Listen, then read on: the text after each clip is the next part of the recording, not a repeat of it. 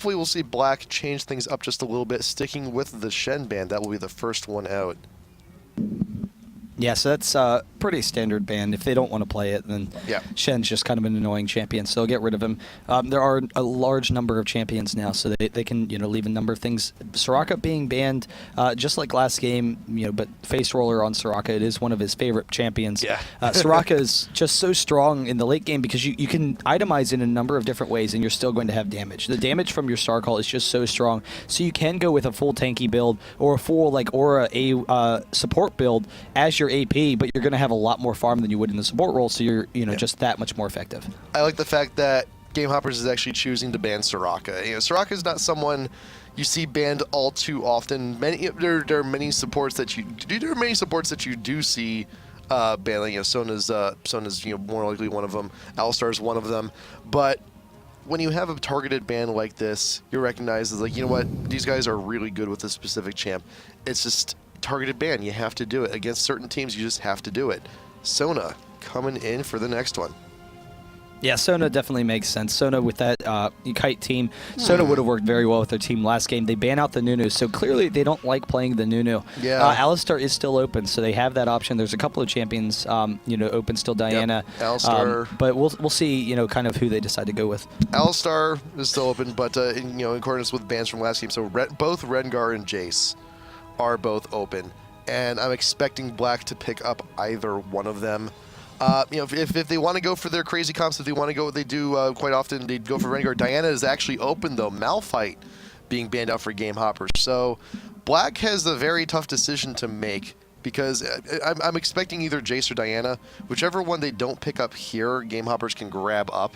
And I think Diana's the right choice, but Jace could fit with the gameplay that Black is going. They're going to go for the Jace. Yeah, but now Diana and Alistar are both available. If Gamehoppers decides to pick them up, they'll probably pick up at least one of them, at least Alistar. They'll want to grab that. So we'll see where they decide to go with that. Rengar is still available, but Jace actually does very well against Rengar if you're going with Rengar in the top lane. Mm-hmm.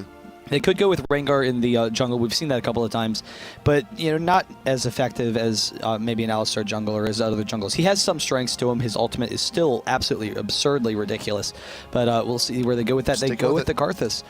Sticking with the Karthus, gonna see what else Gamehoppers is grabbing up here. But think about this though: Rengar in the jungle, Diana mid. Actually, no, Diana mid would actually be really good against this Karthus. Just that Q for that endless harass could be huge. Yeah, Diana would be fairly successful in that lane. And then having the burst follow-up, Diana could, quick kill Karthus.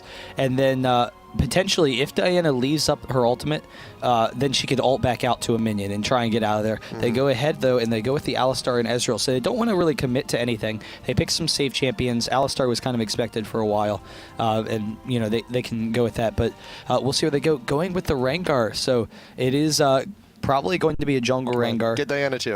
Yeah, they could go with the Diana. The issue with that team, it would be a very interesting lineup. It would have great early game potential. They could snowball very quickly. However, it would be a team of assassin champions, and in team fights that could be difficult to handle. If against an Alistar with the Karthus, they're going to be jumping into that AoE, and it would be very difficult for them. Rengar being picked up, Blitz being considered also. But here's the thing though: if you did have a lot of assassin style champions, I could see Black maybe picking up someone like Janna for the passive, and you also remember have that movement speed boost that Jace provides for her team. So or Lulu even to that'd be great to counter out some of that burst. But yeah, we'll see where they go. I do like the Blitzcrank pick. I think it was definitely a right decision on their part. They don't want to allow the Blitzcrank Ezreal lane, and Blitzcrank will match up well against any of the supports that are remaining. Blitzcrank has that kill potential against them, so that's definitely a nice pickup for them. And so we'll kind of see where they go with that. And it's an aggressive kill bot lane to go along with the Rengar, so Rengar can try and get those kills and snowball early on. So this may be seeing Alistar in the support position once again. Udyr, Shyvana being considered here, more likely one that was going to be going jungle, because there's Aurelia still open Yeah. going to be going top lane once again, more likely. And Alistar is very strong against Blitzcrank. So when you consider Janna and Lulu, both of them are, have a difficult time against Blitzcrank. They can harass him down a little bit, but not that significantly. And then Blitzcrank, if he gets a hook, they're going to die most of the time. So it's a very difficult lane matchup. So Alistar, on the other hand, Blitzcrank pulls him in. He's going to be tanky enough to deal with it, but he can also dive onto the AD carry from there. So that's going to be difficult for them. They won't be able to abuse the Blitzcrank quite as much against Alistar. So they'll be safe there. And then going with a fast jungle speed versus Rengar. So Rengar actually has really fast jungling speed as well. And we've seen in the past his counter jungling can be very strong if you go for Wriggles with the Q on AD. You just really quickly burst down the buffs. And the buff camps, you just insta-kill as Rengar, basically. Yep. But I don't know, we'll see. That Udyr, he can be used as a counter initiation champ, though. He's a mobility jungler. He's AoE clear. And with those champions, Udyr, Skarner, Shyvana, you want to just constantly be clearing your jungle, and then you wait to counter gank against Rengar. So they're going to be very reactive in their play.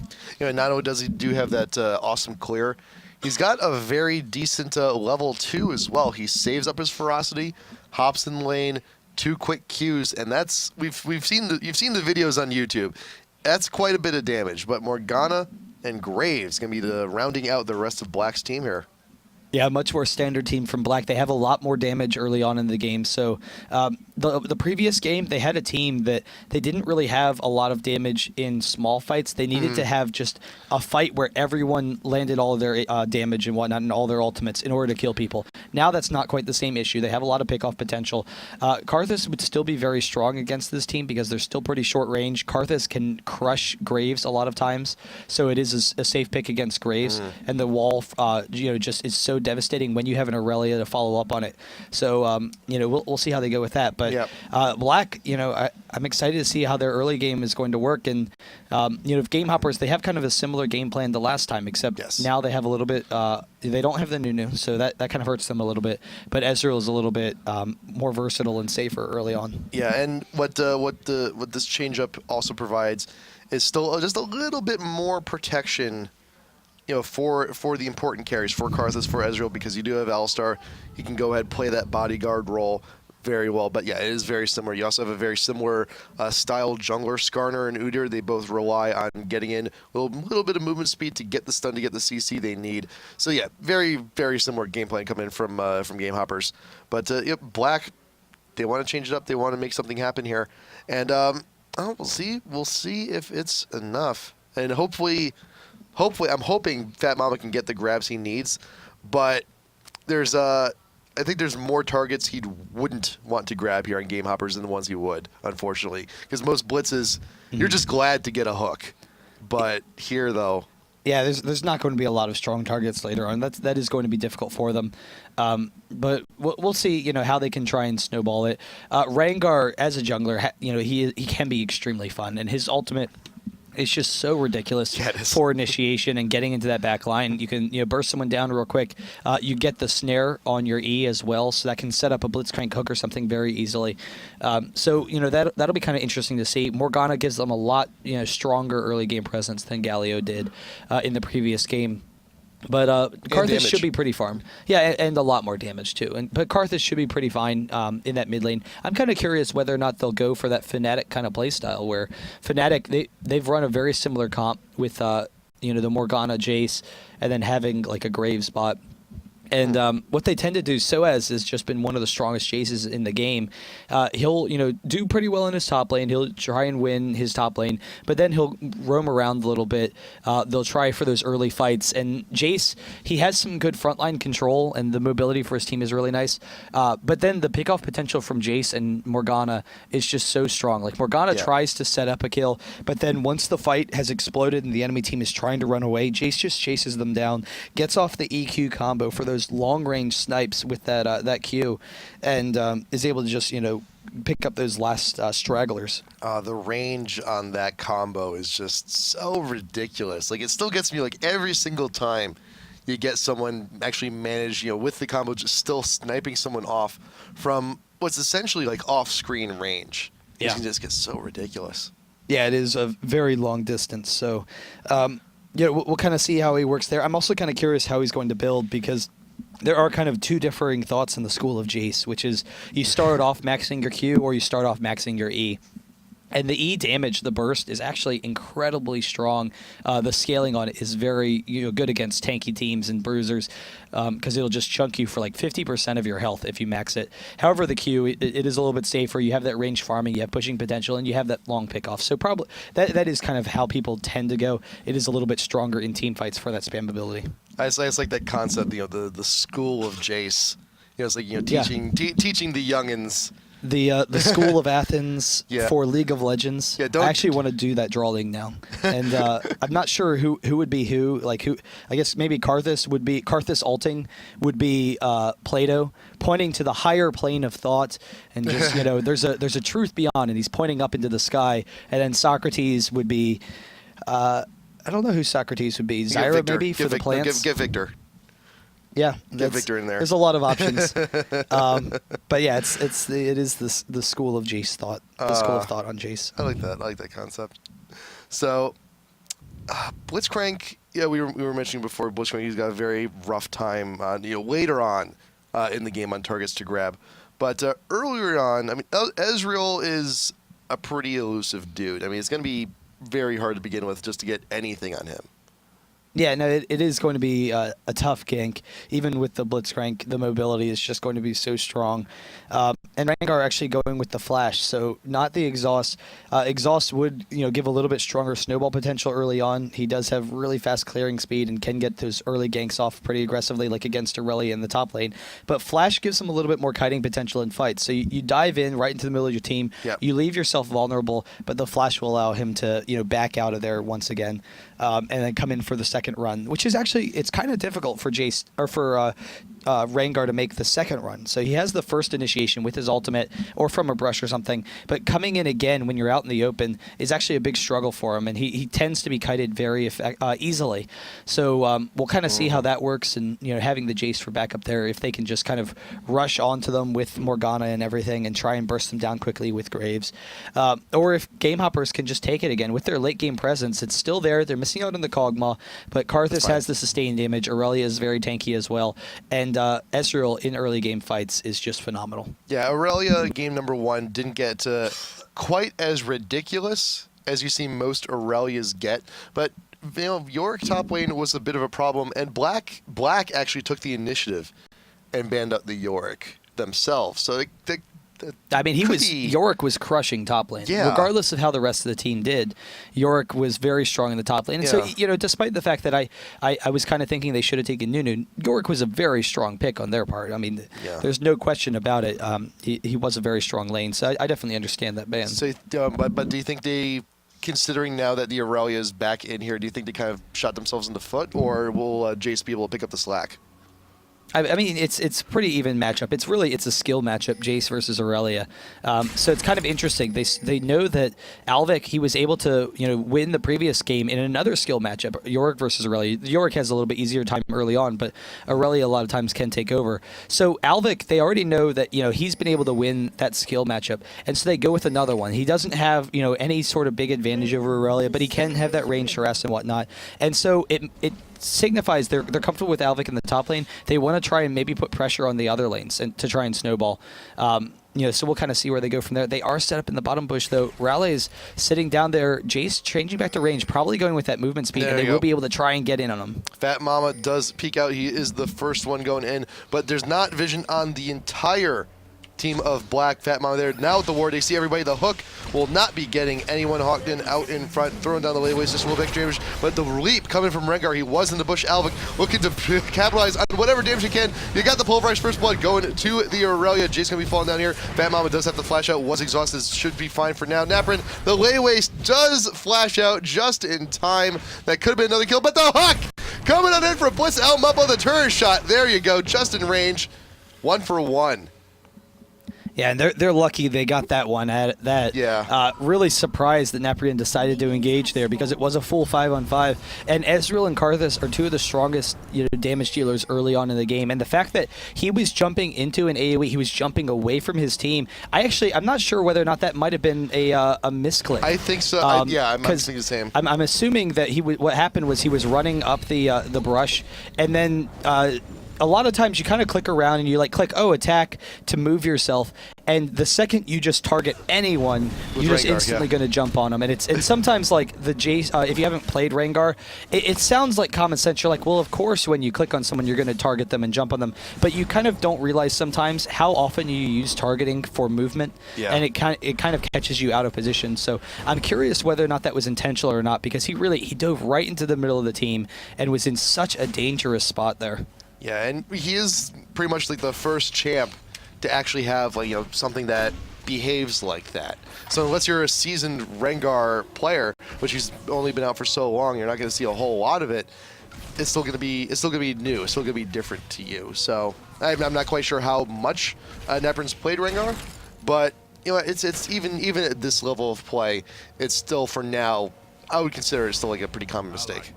Oh, and Alistar zoning off. Ezreal is able to get the hook. Graves gets some damage, but Alistar with the great counter initiation. That's the strength of the Alistar versus the Blitzcrank lane. So they have a huge advantage now, and that's going to be massive.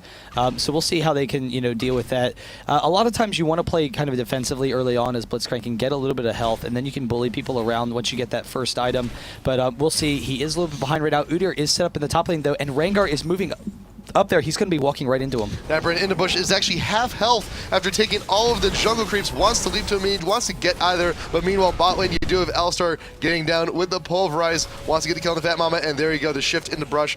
Rallies will actually pick up that kill. Meanwhile top lane, I can't believe Rengar didn't die. He was so lucky. 1T health. Because Aurelia was very close to picking up that kill, and a lot of it was the fact that the summoners were blown from the level 1, and so Aurelia didn't have the ignite to kill him, because if Aurelia had gotten that double buff, that would have just completely ruined that lane. And actually, Jace at half health. Udyr maybe coming in for another gank. I don't know if he was trying to find Rengar or not, because it would be very difficult to gank under that turret. Jace has his flash up as well, so not really the safest situation, so he will back off. Yeah, while Rengar, he does have that clear speed, he doesn't have the clear health. He doesn't have that sustained that early on. Unlike Udyr here, who does have the turtle shield, he can go ahead and get that dispel shield protecting from the stun, but the lay waste though in retreat. Face roller taking quite a bit there, getting back to tower. Yeah, so he will back off there. Aurelia zoning him, doing a really nice job with that early advantage that the jungler has given him. But we'll see how that lane kind of factors in. The cloth armor is so devastating, but the exhaust onto the cozy, and Ezreal's going to be able to chase them down. They will have to back off. So this is really just building a gold lead in the bot lane, not looking for kills, but I don't know, those early leads can be devastating, and it should be pretty even in that bot lane. But with the armor on top, the hook not hitting Ezreal, he's able to get out of there. With the armor on Aurelia, that can shut down a lot of Jace's damage. And you recognize here, you got the exhaust going down into Face Roller X. You got Udyr wants to get in, but the bind will actually keep him still. You got the spell shield down into Nebrin, wants to protect all the damage while he's going on in. Does get the kill on Udyr. Nice gank. Well, nice counter gank. Nice counter gank there in a bit. Yeah, really effective play, the snare onto Udyr. Morgana tends to do very well against mobility junglers like Udyr, will be very safe, but they are pushing into Karthus, so while he's low on mana, Morgana has the blue, they can try and pressure him. Morgana is very low, but with Udyr out of there, it's not that big of a concern. And it's fortunate enough too, because that blue buff, there will be 3 blue buffs here in the game. For a good minute or so, because Face Roller X did get both of those off of the Udyr kill, so could actually go in for an attempt to steal in the blue to actually just keep the property value high. Broto going for the invade, will steal the race pretty quickly. Rengar making his way up to the top lane, wants to go for take number 2, but this time he's a little bit more healthy, but can't say the same for Jace. Yeah, and there's not really a follow-up for Jace, so not looking for the kill. He's just looking to get in there. Alistar jumping in. Morgana is very low and actually has had to use the flash, but she is deep in enemy territory. So not a good escape plan. She's trying to just stall as long as possible to deny herself, because Ezreal and Alistar are coming up as well, and she can't allow any of these guys to get this. The flash over from Hawkton. He gets a single attack and a Q, and now Face Roller is doomed. He doesn't have any options. One more attack, a second one. Karthus picks up the double buff. That is a very...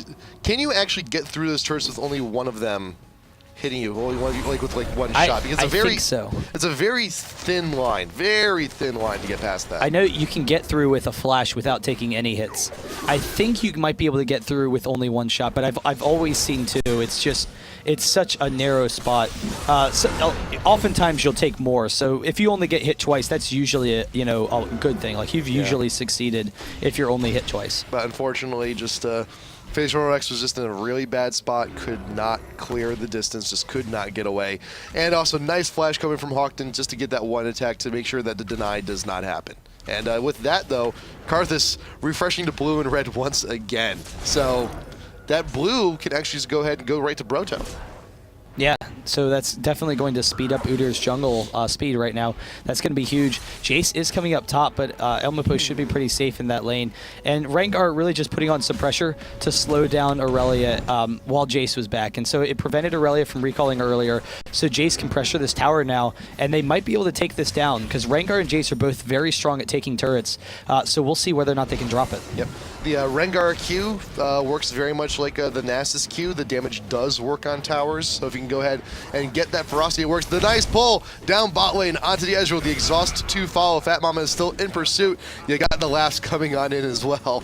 Flumis out in front, playing interception, but the ult completely whiffing from Dekozy. Unfortunate, hugely unfortunate. Yeah, really kind of surprising to see Dekozy there. The flash from Alistar can't quite hit, but the poke back not able to grab Udyr. Everybody's missing. Dekozy, that was very unusual to see because he wasn't in the best position, but Morgana walking in, trying to get the ultimate, can't pick up Ezreal, so didn't have the vision and took a wrong route, but actually, can she get the stun? No, it breaks. That would have been enough to kill Udyr, but can't quite follow up. And that whole fight, I'm not sure if, like, I was like, is Dekozy having internet issues? Because he was just standing right in the middle of them. He wasn't repositioning himself, which is very unusual for an AD carry, and he really was in a dangerous situation as a result of it. I think it may have been there, like, because of the interaction with the Alistar. You recognize, like, you know what? It's kind of like a moot point to try and just walk back and forth because Alistar, as soon as the pulverize is up, and I can't really clear that gap. Rengar with the leap on the Hawkton, actually going over the wall of pain. Here comes the AoE. The damage should be enough. Faceroller X cannot get it. Oh, he's going for it, though. One more flash along with his ultimate. He gets the pounce, and he has the burst damage. He knew he had the damage. Rengar's cooldowns are actually pretty long on some of his abilities. Yeah. His Q's pretty short, but it's still long enough that, you need to kind of bide your time. So he's able to get back in there. But then again, items, you can itemize to try and just shorten that a little bit. You can get the cooldown boots if you really want. Wouldn't recommend it, but Brutalizer, if you want to make sure you have some, pretty good time to actually get everything and be more of a presence in fights. That's fantastic also. But it's getting around that time though when when most Rengar players would go ahead and start considering buying the bone necklace, because around level 10, that's when you really get your money's worth for the thing. Yeah, I'm kind of curious because he hasn't gone back to buy. I kind of would have expected a Wriggles a while ago.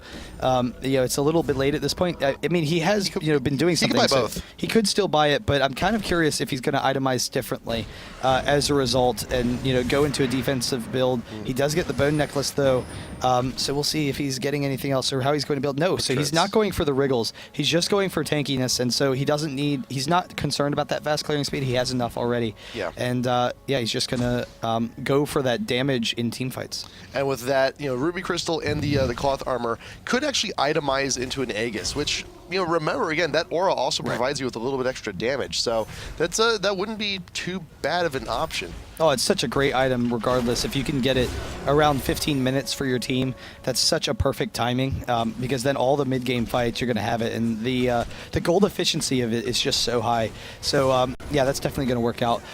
We'll see. Morgana has gone for the early door, and so, an early build, we'll see if, he's trying to rush Azonias or whatnot, because that'll kind of factor into how they're planning on playing. But so far, Graves has done a pretty decent job in the bottom lane, and despite the early advantages from Ezreal and the fact that it seems like in a lot of these exchanges, Ezreal's coming out ahead, Graves has been able to outfarm them, and that's just huge. That's despite the fact that Ezreal seems like he's beating Graves, Graves is been able to win the lane. And I think a lot of that also is, a lot of the big contribution to that was how aggressive Fat Mom was being in the start of the game. Just going up really close. Like, I don't care if you can shift away from my grab. I'm still going to force you to use it. I'm still going to make you sweat, and even still manage to get a good grab or two. But that's the thing, though, that the time for aggression in that lane, it's now past. Ezreal and Alistar, I mean, they're both past 6. They both have their ultimates. They can still do. But they are swarming bottom lane. They have them in their possession. Morgana coming in for the ultimate. Black shield through the Alistar combo, so perfect play there. And then chasing down Ezreal. So they let Alistar leave, but Ezreal not going to be so lucky. And Alvik actually in a dangerous spot in the top lane. While Battlehin is going through a whole bunch of havoc, you got Alvik here looking to defend, but you do have the Karthus ult. Will it be enough? No! Does not actually die to it. And he's very close to picking up these kills. He's actually running out of turret range, and he doesn't have any mana now. However, I believe his melees are very short mana. Some of them are, not quite enough. Damn. Oh, well. But it's still, though, it's just, you got all that damage on the Broto and Muppo. You made them work for it, and that's the key here. In the meantime, though, there's plenty of time blown. Black does snag up the dragon, so even if Gamehoppers does get this top turret, tower for dragon's a pretty good trade. Yeah, I'm surprised that he left the tower range, though, because he was just trying to stall him. I think he maybe thought they wouldn't run through his towers, but the minions had just moved up in time to block for him. If he was underneath the tower, he probably could have taken one of them with him, because they were both extremely low, and he he could have flashed over the tower or something to stall a little bit more.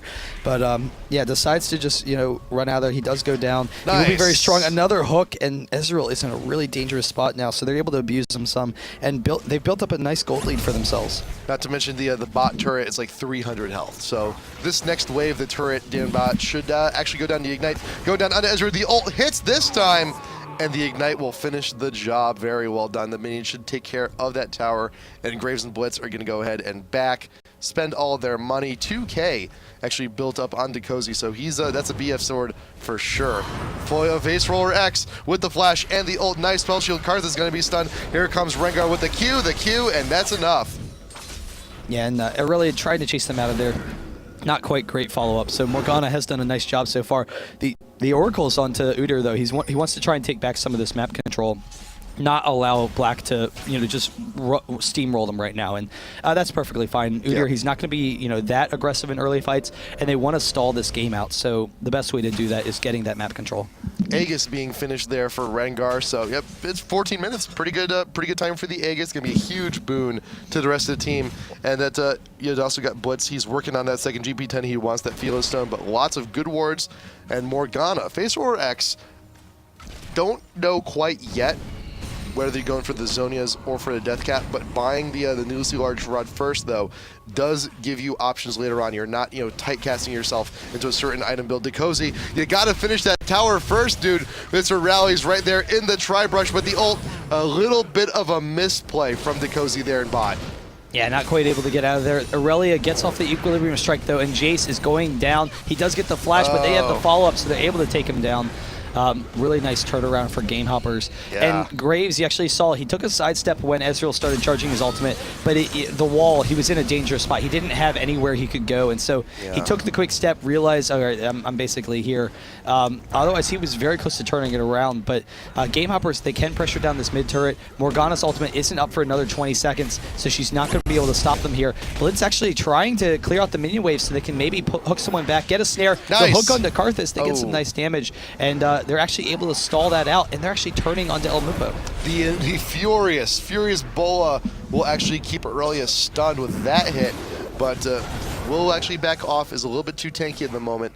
And everyone from Gamehoppers is going to go ahead and go back to defensive mode. Vaprin with that roar, clearing out the wave. And it looks like Black is going for some counter-aggression here. Want to take out the mid-tier 1. Should be able to. There's plenty of damage. And you also do have the bind down on Hogton. This time the tower goes down, but Blitz goes down quick. Hogton's down quick, but he does still have the ult. Plenty of damage. He can get a lot from this one, but no, cannot capitalize.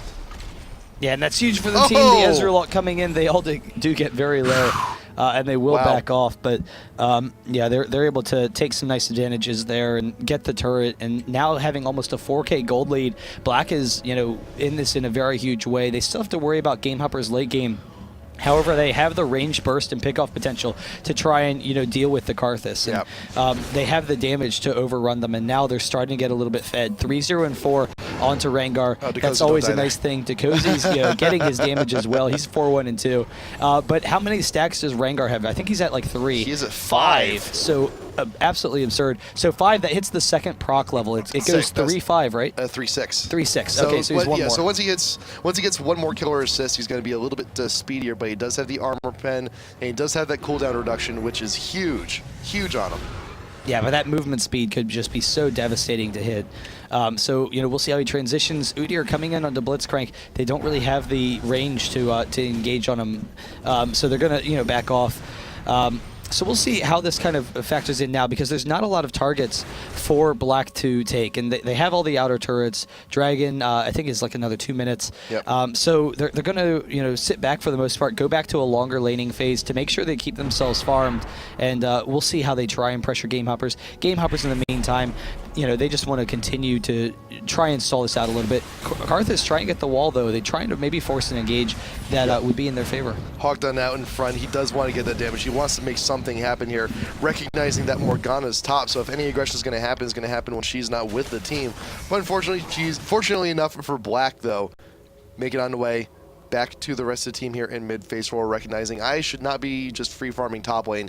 You guys need me in case something happens. But Ezreal is a little bit separate way. Rally's looking to clear the bot lane just right quick. But you do see Naprin, Rengar, and Blitz recognizing that Gamehoppers is split. This is a nice time to go and steal the blue. Yeah, so they do have complete control, and when those buffs come up, they definitely want to capitalize on that right now, because they don't have any other team objectives they can force. So that does continue to slow down Gamehoppers. And Gamehoppers right now, they're missing out on a lot of farm because they're stuck in the mid lane, because they're concerned about what Black is trying to do, and they don't want to give up any they don't want to give up any further advantages and allow Black to snowball off of them. So they're all sticking together as a team. But the result of that is that Aurelia's not continuing to farm. How much gold does she have actually? That's a good question. So she still is like 600 off of getting that Trinity Force. They do try to get into range of Fat Mama. They can't quite get it. But Aurelia, doesn't have an opportunity to farm. So she's going to be a little bit less strong or less tanky than you would like. And this sticking together, it could slow them down their late game. Yeah, she's still about 1,200 gold to actually finish off the rest of the Trinity. So it's going to be a while till that happens, but the Dragon does get pulled here from Black. They do take it. Hogden right out in front, does melt right to the Jace Hammer.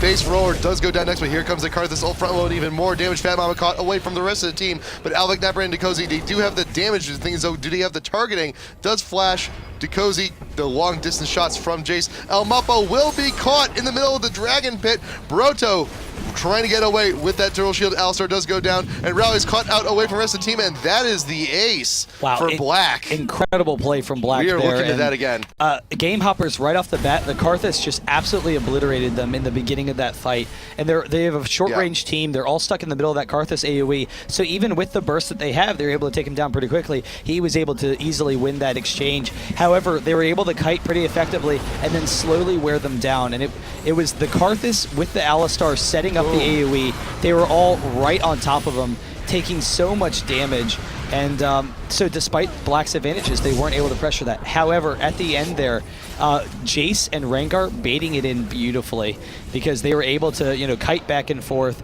Jace had the long range damage. Rengar, he had the flash after baiting in Ezreal. So coming up here, they turn around. Jace actually didn't hit the Q there, but that would have been enough. Yeah. But the movement speed they have, Naprian jumping onto Udyr and then flashing out just as Ezreal was baited in, and they were able to switch around. They had just enough to take him down. Yep.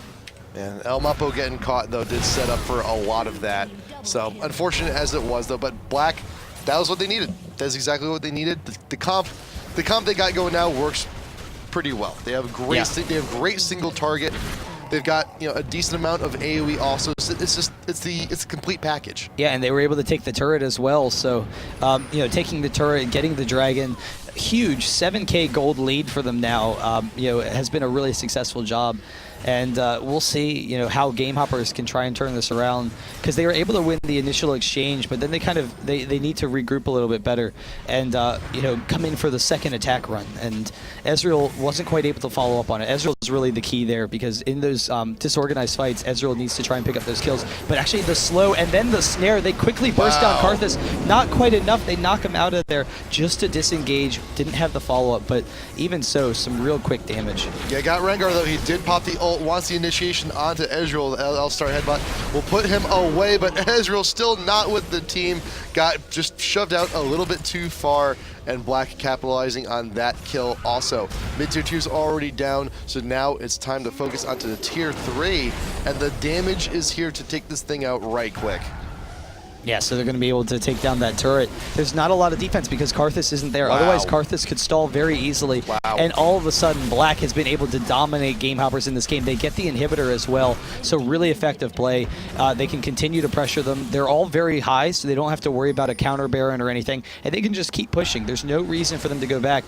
I mean, they will have some gold built up, but they already know they're strong enough, so they can take down those outer turrets still. Oh, perfect timing on the creep wave also. Black is here, should be able to take this out real quick. I'm waiting for one more assist or kill on a Rengar now, because once he gets that, he'll be at 9 stacks, so he'll have that extra leap range also, in addition to everything he's already got, the movement speed, the armor pen, and the cooldown reduction. What's after 9? Like, how does it go from there? After 9, it's 14? It's an increase of duration on the ult.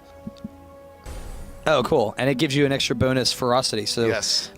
Definitely, you know, really huge bonuses on that that little token there. Yeah, because it basically doubles the duration of the ult. Right. Doubles. No, the duration's 7 seconds, so it's like a 50% increase. But definitely, that's a huge bonus there. Yeah. So we'll see where it goes from here, though. But in the meantime, though, you do have Gamehoppers. Knowing that their mid inhib is down, they need to do some decent pushing in mid if they want to contest anything. The next logical objective would be Baron. They do have one defensive ward up in the tri-ramp, but they need something in the pit just to get the coverage in case Black decides to aggressively go for it. Black already has the coverage down there, so if Gamehoppers puts a ward down, they will know. But I think Gamehoppers, they're a little bit in shambles. They want to secure their own buffs on their side of the map first before really attempting anything else.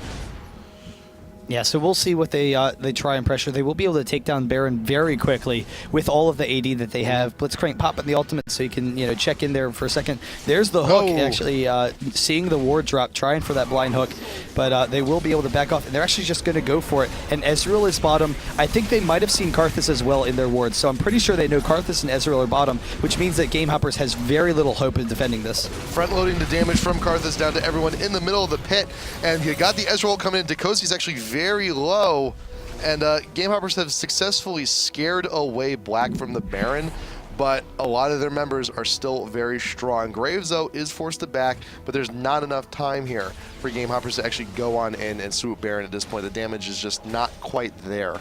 Yeah, really nice job from Gamehoppers, front-loading all of that damage in order to really, I mean, they probably might not have been able to fight it anyway, but Black not killing it quite as fast as they could. They were very uncomfortable in that situation. Karthus' ultimate will be down, though, if they force it again, and it will be down for quite some time. So they have a minute and a half where they can still pressure them and be in a really good situation here, and Gamehoppers is going to be, hurting to defend it. Yeah, Karthus only going to be down for a while. Ezreal, not so much. I mean, it's a significantly shorter cooldown, but and it also opens up the possibilities for the steal. But for, I think right now, very unlikely. It's going to be a very huge risk opportunity here. But Black looking to start on the Baron once again, recognizing that those ults are down. Oracle's still in the pit, gonna be clearing out everything. You got the ult from El Muppo looking once again. The front load, Wall of Pain right there in the pit. Baron still getting damage down on the face roller, unfortunately. Broto going in from the side, flashing for the stun on to the Jace. Here comes the Morgana ult. Will you be able to get anything? Karthus, the first one to go down. The AoE still there, actually on the entire ramp. Face roller cannot get away from the fight, though. Yeah, and so they're able to disengage pretty effectively. That actually worked out pretty well for Black. Udyr trying to force the fight, but they weren't quite able to get the follow-up. And so it was about, you know, the perfect fight for Gamehoppers. They were able to get Karthus right in the middle of them. They all got extremely low, but no Karthus ultimate for the follow-up. Gamehoppers, they didn't want to continue to pursue because Black, they have a really nice kiting team, so they're able to continually back off and then pick people off. And so they're, you know, they would win those longer exchanges. So Gamehoppers, again, doing a nice job stalling that Baron and an even trade as well. So it is still only delaying. Right. If Gamehoppers, you know, But that's all they want to do. That's all they want, and it's all they really need. And if Gamehoppers can continue to delay, if given the right opportunity, that last fight was basically 2 for 1. And it's still to the disadvantage of Gamehoppers, but it pulls Black off of Baron. And if this continues, and it brings the Karthus ultimate up again. It does. I mean, it does so many beneficial things for them. Right. So basically, yeah, just killing time for Karthus ult to come on back up. So that the third attempted Baron fight may not go as swiftly for Black. But the concern is right now that Ezreal is just so far behind, and if he can get some items, that would be nice. He finally finishes that Infinity Edge, but you know, for that last fight, he still didn't have it, and Graves instead had the Infinity Edge and the Phantom Dancer. He's 3K. He's 3K ahead, right? And so it's full item. Ezreal hasn't really been able to contribute that much. Now with that Infinity Edge, it has a little bit of a nicer time. Still doesn't have the Greaves, so it makes it difficult for him. He's very vulnerable without that movement speed. But they continue. They go back, clear out some of those wards. That's you know, pretty hefty income for Gamehoppers going to wards. I like what Black is doing here, sticking around in the pit, just waiting for Gamehoppers to come in. But here's the problem, though. Blitz's ult is going to be coming back up in like 2 seconds, so they're going to aggro the Baron no matter what if Blitz stays in the pit. But he's the one with the oracles, so he's kind of required for all the help to come on in. He's actually still getting some damage in, but Fat Mama with the ult coming back up does burn it. More wards going in the pit. They should be able to clear it. Yeah, and they've been taking so much damage from Baron. They haven't had, you know, that successful lifesteal. Jace has some lifesteal, but it hasn't been enough as a team in order to keep themselves as high as they would like. And so with the AoE and whatnot, they've been getting themselves very low, so they don't want to risk it now. Crossed walls there, right there, into the side of River Brush. You had the ult actually popped by Napper and by Rengar, so that's going to be down for another minute, a little bit more than a minute. So the initiation is not going to be there for Black if Gamehoppers is trying to force something here. So and that's going to continue to stall it, which is in Gamehoppers' favor. It'll stall for a pretty significant time as a result.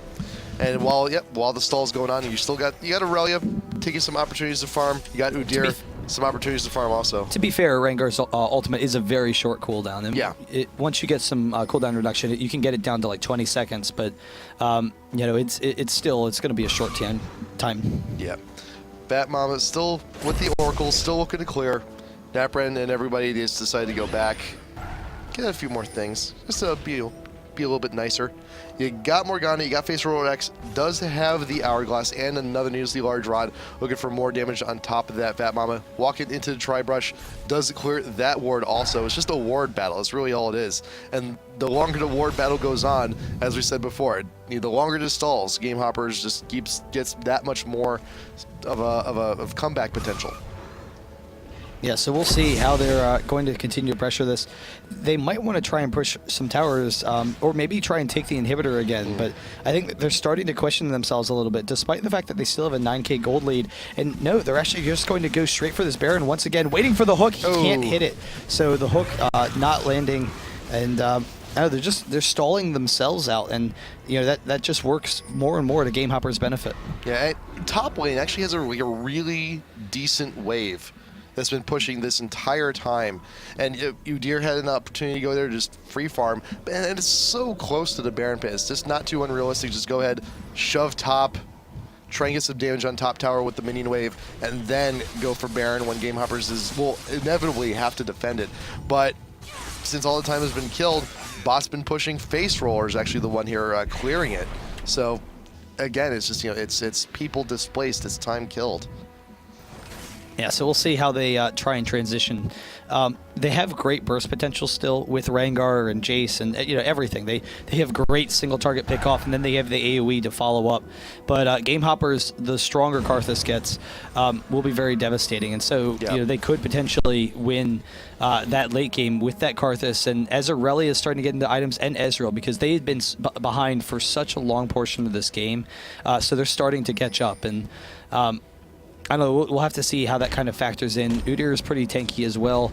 If he gets that Shirelles, that could help them with that engage. Or if they go, with a Zeke's Herald, that would definitely help their team, considering how many bruisers they have. Naprin with the stealth does get the jump down on Hawkton. The rest of the team needs to follow up quick. Wall pain going down, keeping everyone slowed, so there will be no huge blitz hook just quite yet. El Mapo is split away from the rest of the team once again, though, but Fat Mama cannot close that gap. But this is all the pressure needed.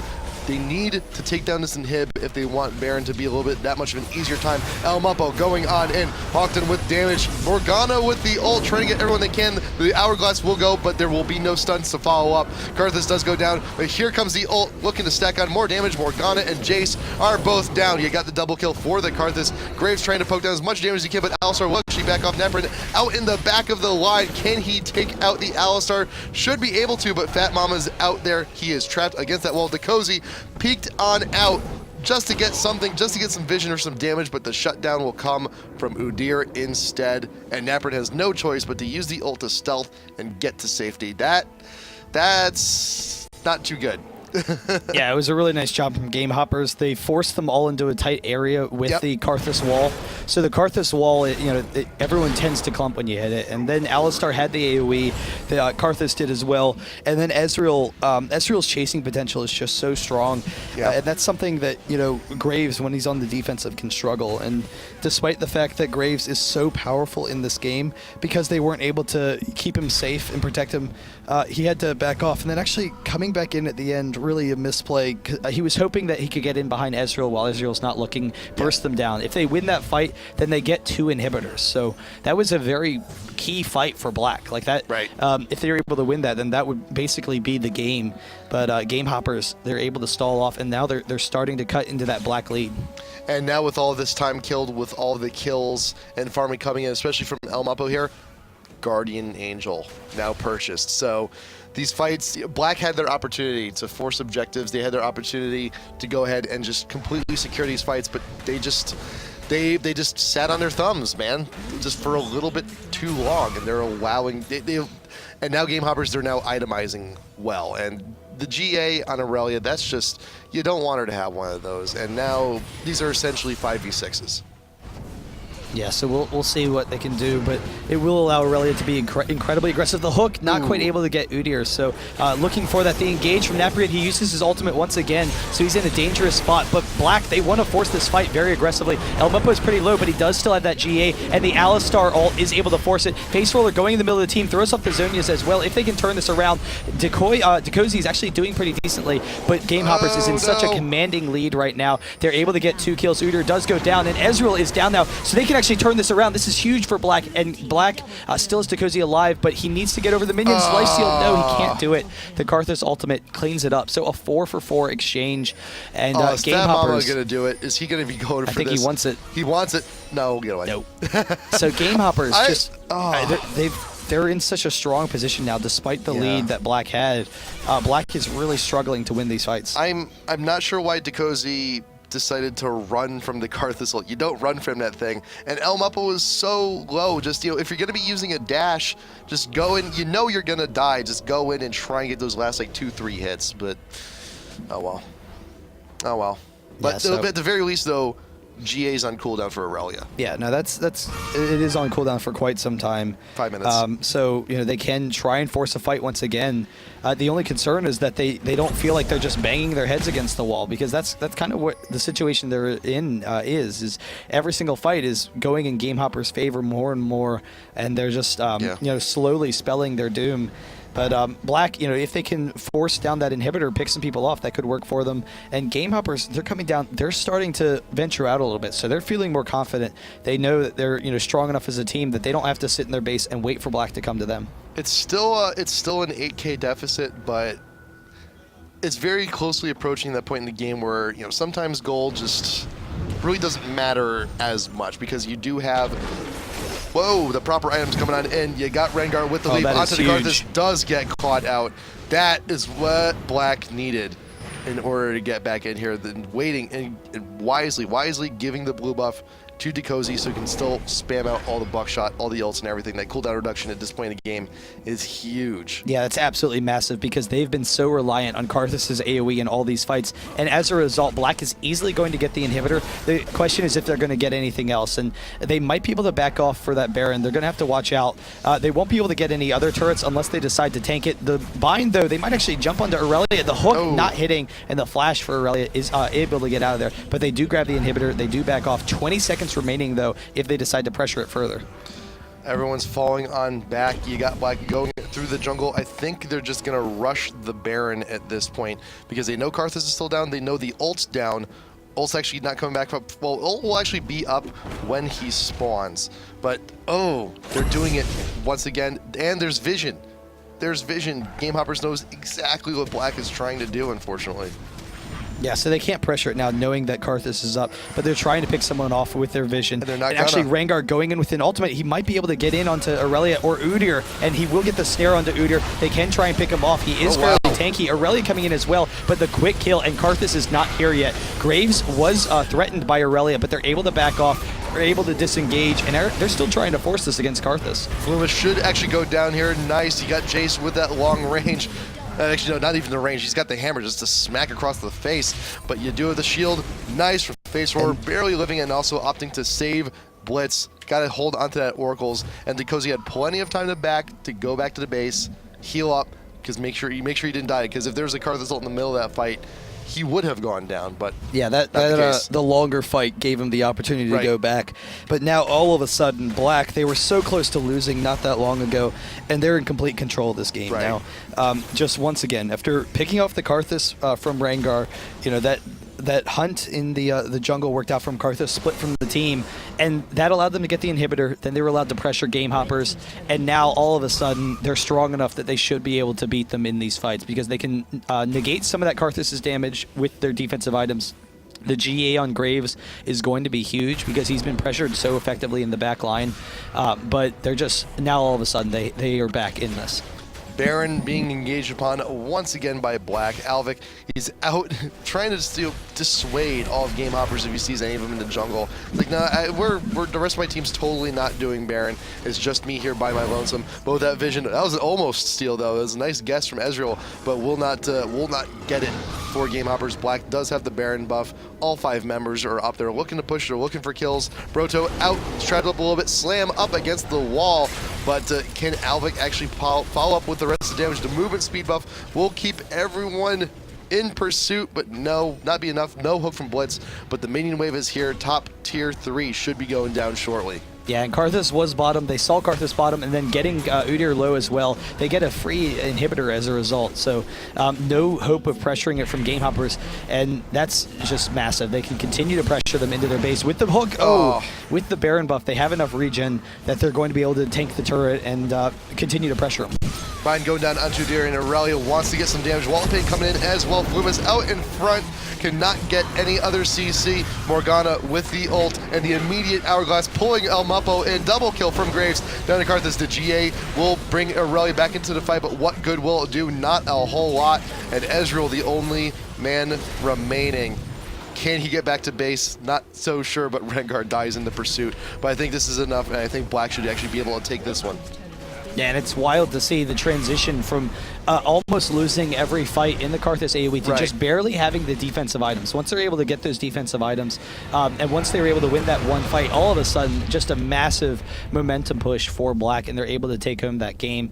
But Gamehoppers, they did have a really nice momentum coming into the middle of the game. After Black had the early advantage, Gamehoppers, it looked like they were going to be able to come back, and it was really a dangerous situation for Black. They were really close to throwing that game, but able to pull it out in the end, which means that we are going to go to a Game 3. Yeah, and I think I consider that Karthus pick off to just be a little bit of a luck thing, because Black just killed so much time trying to get it's going to be awesome. We're going to be in the Baron pit, and we're going to see one of them, and Blitz is going to hook them, and we're going to melt them, and it's going to be cool, and it's going to be awesome, and it's going to be fun, and then we're just going to steamroll everything.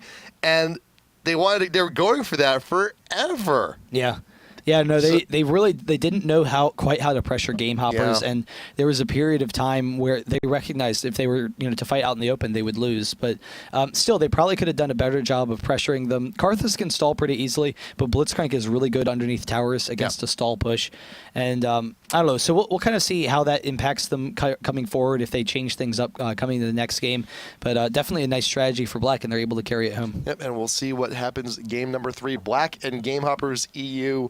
Game number 3 coming up in just a minute. IPL5 EU qualifier number 3. See you soon.